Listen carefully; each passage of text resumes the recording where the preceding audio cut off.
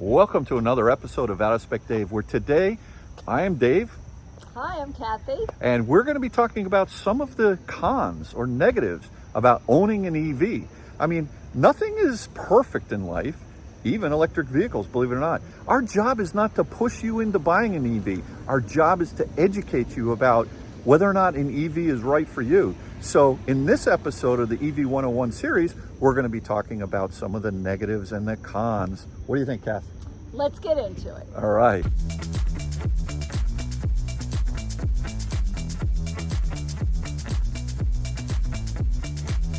All right, Kathy, it's hoodie day.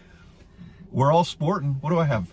I have Nantucket, but I've got my out of spec. Out of spec. I think I want one that says out of spec mom. Should we do the hoods? Can I get a personalized one? Should we go like this? No, I don't do hoods. All right, well, so why do we have hoods if you don't do hoods? I don't know. It's a sweatshirt Kyle gave me. All right, well, so I'm good. So let's talk about the cons of electric vehicles. And before we get into this video, I want to talk about the word or acronym FUD. Most of you probably know FUD means fear, uncertainty, and doubt. We are going to be talking about a lot of things today. Some of the things that are absolutely not FUD, and other things that are FUD. There's a lot of people out there with a lot of different agendas, and they try to put information out into the marketplace that's either, not true or what have you. But some of the things that are related to electric cars, it's not all roses out there, So, not. I mean, like one of the things that that electric cars have a bad reputation for is, the government's throwing all this money out there. Go buy an electric car, the whole Green New Deal, let's all move to electric. And then you look at the average price of an electric car, and there are some expensive electric cars out there. I mean, there's the Porsche Taycan, there's the Mercedes EQS, whether it's the sedan or the SUV, even the EQE, the new Volvo EX90 that's going to be coming out. These are really high-end cars. Tesla Model X, Tesla Model S, these are super expensive cars.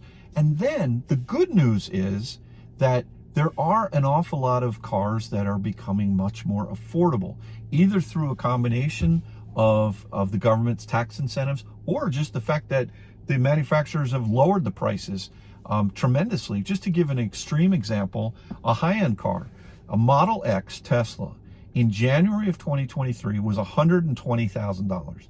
Today, it's $80,000.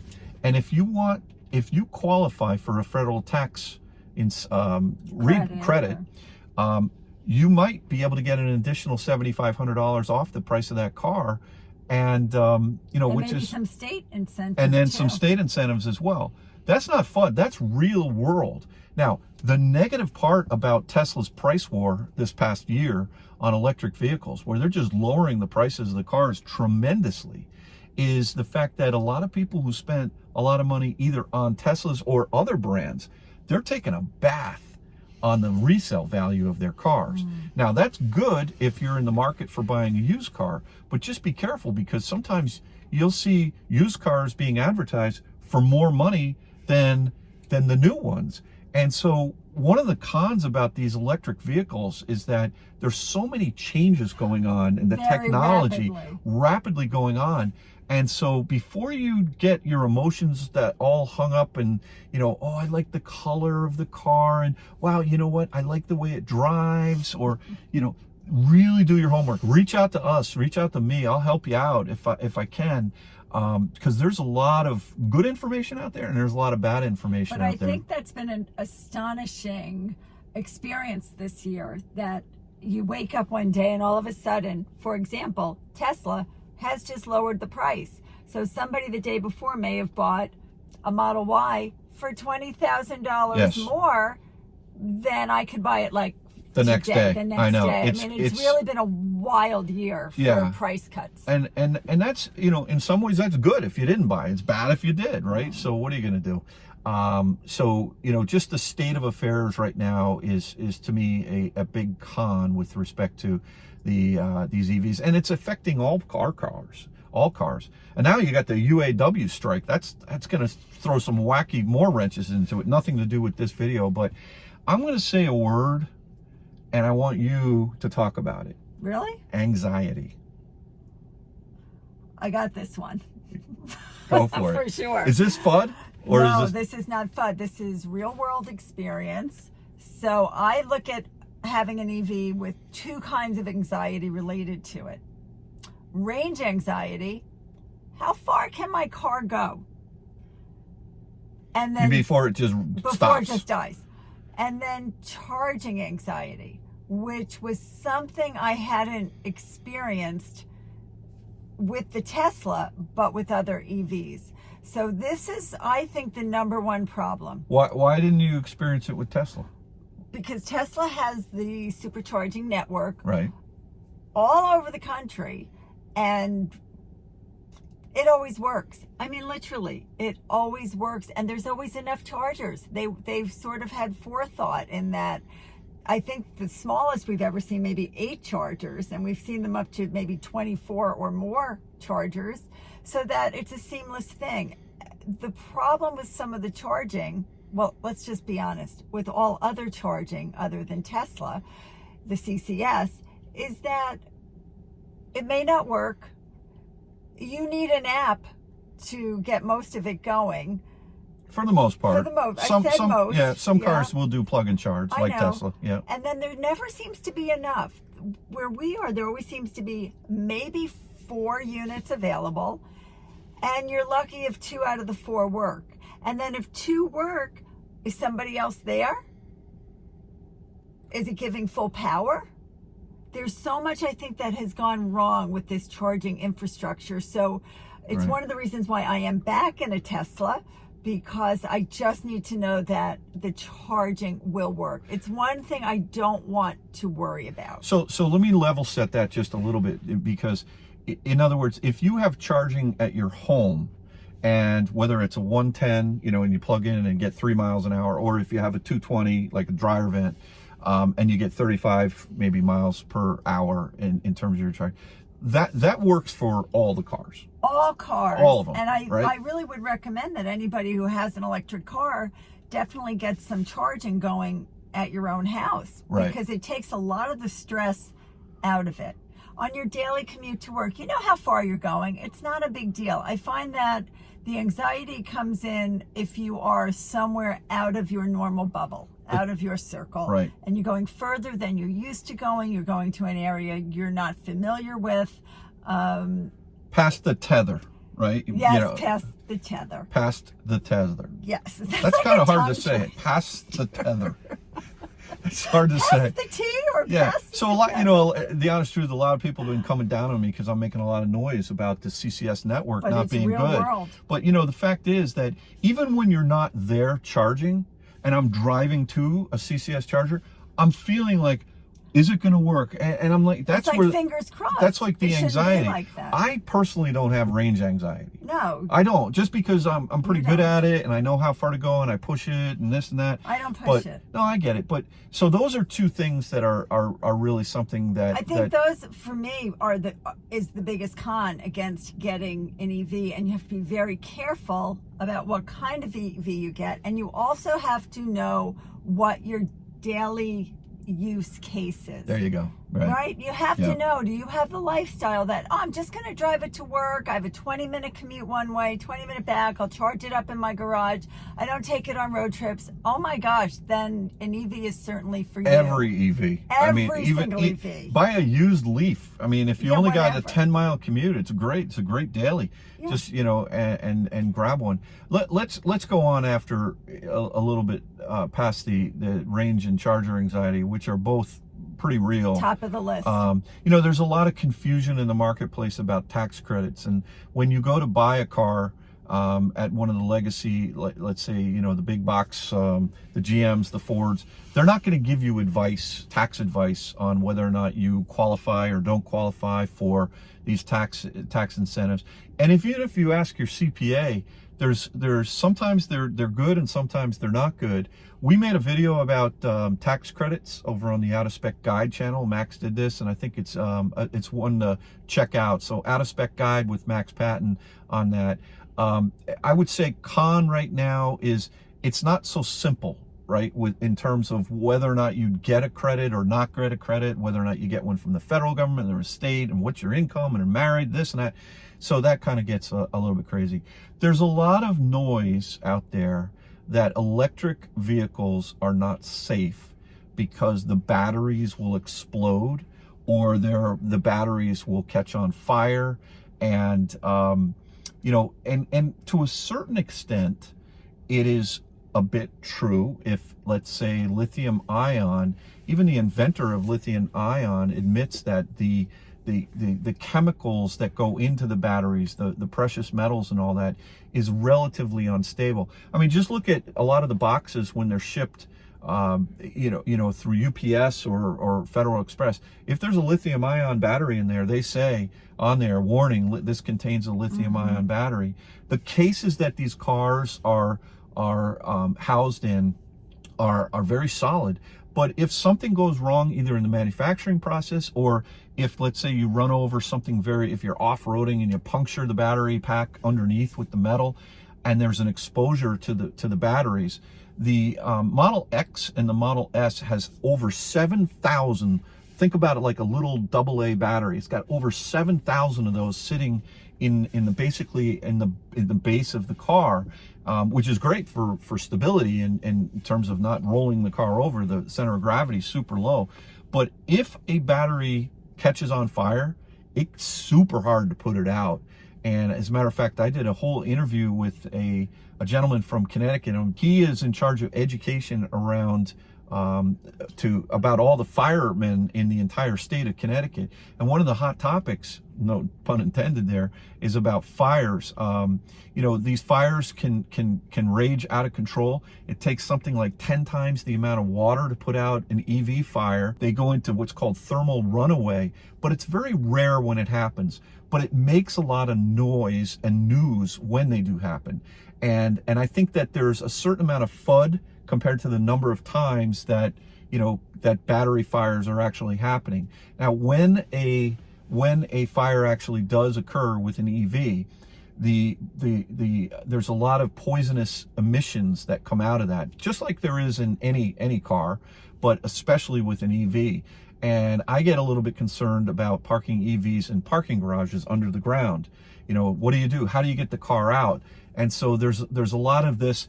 Now, whether or not it's FUD or whether it's real, this is a real concept. There's education that has to take place as far as how firemen are going to put out the fires and do all of that. So now, one of the other things that I think, Kathy, you maybe take this one, taking too long to charge, right? You know, like, why would you ever want an EV? I'm on a road trip. I have a 30-gallon gas tank. I'm in my Mercedes S-Class, and I need to get to Florida, right? And I can put 30 gallons of gas in my tank in about 4 minutes, and then I can get on my way.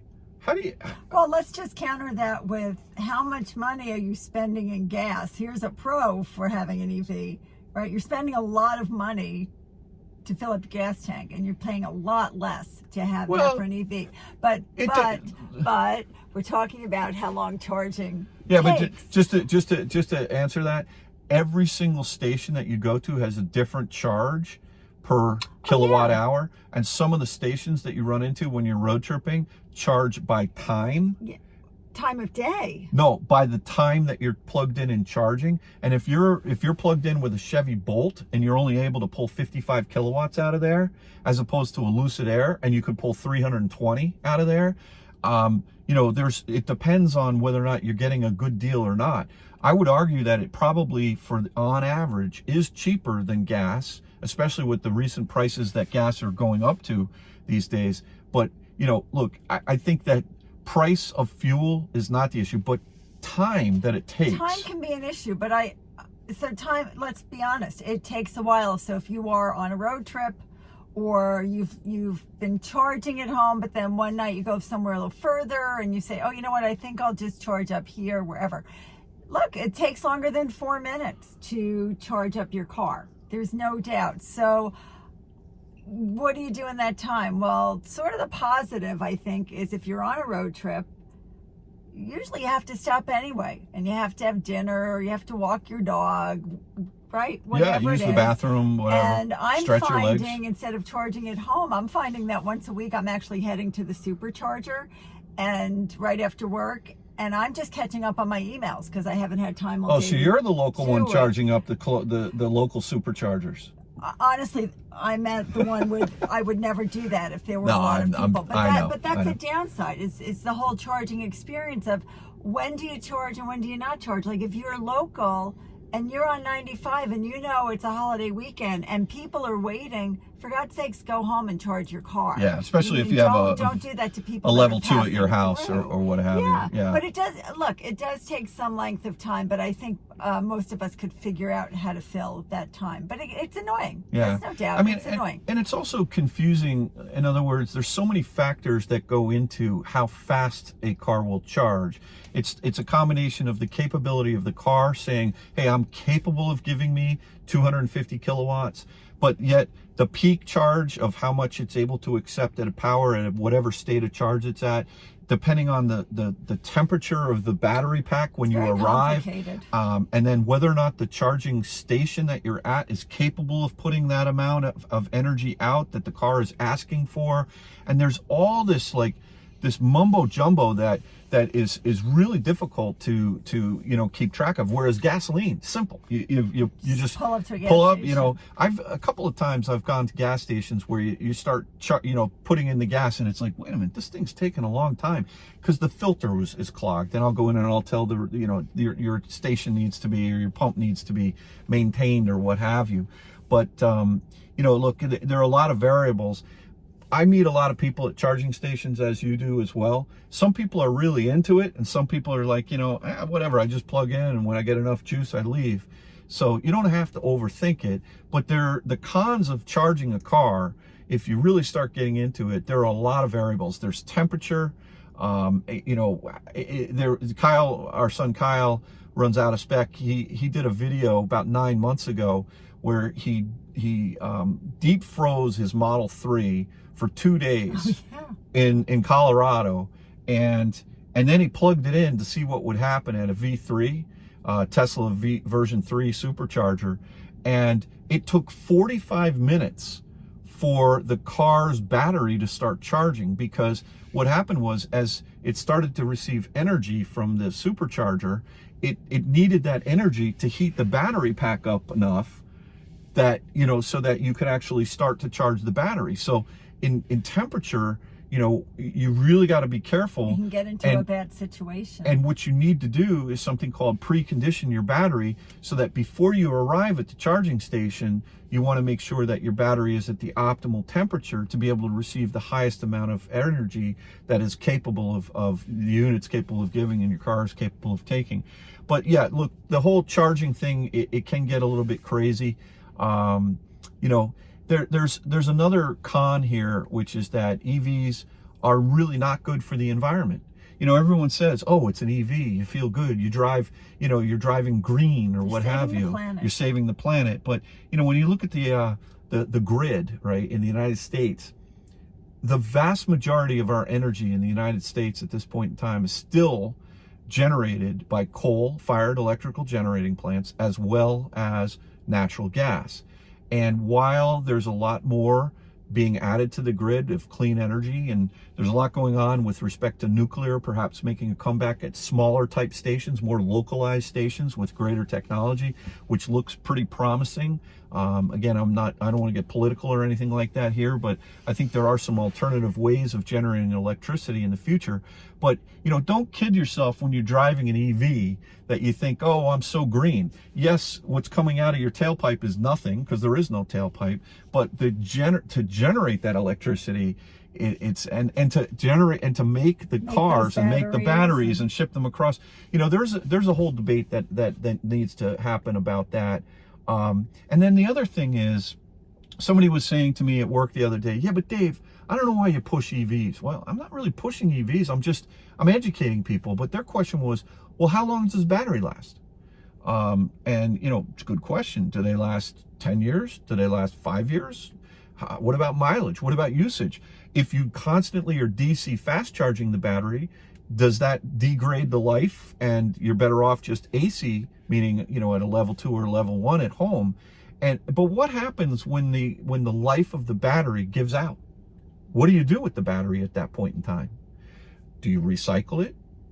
And I actually did some research on this. Where does it go? And there are some really cool machines out there that take the batteries, and what they do is they chop them all up into tiny little fragments and tiny little pieces, and then they take that powder and they put the powder into almost like a liquid vat, and then depending on the weight of the materials, they all separate each other out, and then they take that and then they can use that to recycle all of the energy. It's not like you have to individually replace and unwrap each one of the little AA cells, if you will. So there's a lot going on in that space of recycling batteries, but we're going to see some interesting business models come out about that in the future. Why don't you take one? What about just the complexity of these cars? Is there a lot to learn? There's a lot to learn. There In is. some ways, there's a lot to learn. I think the overall driving experience, once you spend a week or two in an EV, you're going to get the hang of it. But just the way you elaborated on the whole charging experience, it's not just get out and plug. That is a whole other ball game, and I think that's where most of the learning curve comes in. But there's a lot of different, you know, these screens are so complex. They're computers, and you have to spend time trying to figure out which button will do one thing. Like, we went to the car wash today, and I was like, oh, I remember there's a car wash mode. I got to figure it out, and, you know, go to the screen. It just takes a little while. Yeah. You know, and I'm having this thing now with my side view mirrors opening or not opening and closing automatically when I want them to, and Yeah. I have to spend a little time trying to figure out And what that's button really to nothing to do push. with EV. That's just, you know, every car has side view mirrors. No, I know, but usually there's a button in Tesla because it's Oh, so I see. minimalistic. Yeah. You know, everything is done on this main screen here. Yeah. So I just think you have to have a little bit of patience. You have to have a little bit of intuitiveness to think, all right, if I push that button, that'll do. Or better yet, find an expert who knows what they're doing. Not me. Because Uh-huh. there's a big learning curve. There is big. I mean, one of the things about car wash is, why would there be something called car wash mode? If you go to a touch car wash, it's possible that when whatever the mechanism touches the charging port, especially on a Tesla, it'll actually open the charging port, and then all of a sudden the bristles will come down and just waste the little door. So you have to make sure you lock the charging port. There's just little And things you do all you got that to think on the about. screen. You It's do that not on the like screen, there's a right? button, Yeah. you know, so Yeah. anyway. One of the other topics I just want to talk a little bit about is estimating range when you're on a road trip. It's I don't know, when I drove gas cars, I didn't really think about range that much. When the yellow light came on, I went and got gas, because you could get gas somewhere. Anywhere. You could get right? gas anywhere. But when you're sort of on larger road trips where the infrastructure maybe in the middle of the country or sometimes in the mountains, you really gotta think more about this. It's all about strategy. You have to. And to me, it's a game, and I like it. But if you just don't want to think about it, it may not be time for you to take an EV road tripping. It may be time for you to buy an EV and just kind of stay local and close. As a matter of fact, I sold my Lucid Air, which is a very expensive car, and is supposed to be the ultimate road tripper. Charges the fast, Has the longest range and all of that. But the way I wanted to use it was road tripping, and for different reasons. Right now, it's not the best road tripper. Because it's the infrastructure. It's the infrastructure. It has nothing to do with the car. It has has everything to do with the Yeah, I mean, infrastructure. it also has to do a little bit with the charging, what we call the curve. There's a taper. So if you think about, let me give you an analogy. You have an empty glass, you have a pitcher of lemonade. When you fill that glass up with the lemonade, you pour it in super fast. Then when it gets up to maybe 3/4 full, you start backing it off and you start tapering it. And batteries do the same exact thing. And the point about the Lucid was that every car has a taper. It has a peak as to how much power it can accept. and then at a certain state of charge, it starts to taper, and it'll take, maybe a 250 kilowatts or 280 kilowatts. And then when it hits 30% state of charge, it'll take 250, 240, 230.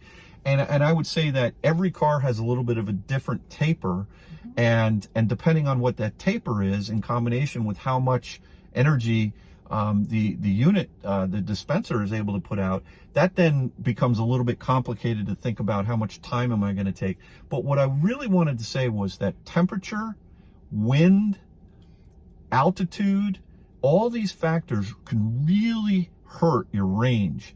And so you have to be careful when you're on a road trip to take those factors into account. The other thing is these cars are super heavy, and you're going to go through tires a lot faster than you would normally in a gas car.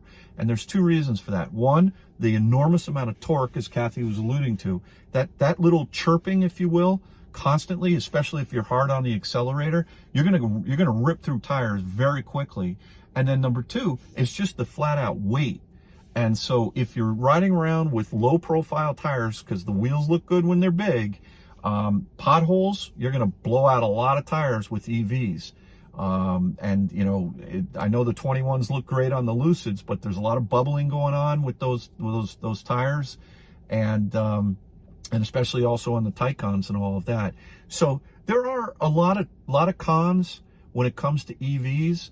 And I guess the message is that if this has overwhelmed you or scared you, that's not the point of this video. It's just that everyone who thinks that I am just this EV fanboy saying, go out there and buy an EV and drive it. Look, I like it for me. That doesn't mean it's ready for you. I like the challenge. I like what we do with them. So those are kind of my thoughts. I mean, we've got other things we could talk about with respect to cons, but I think you get the joke, right?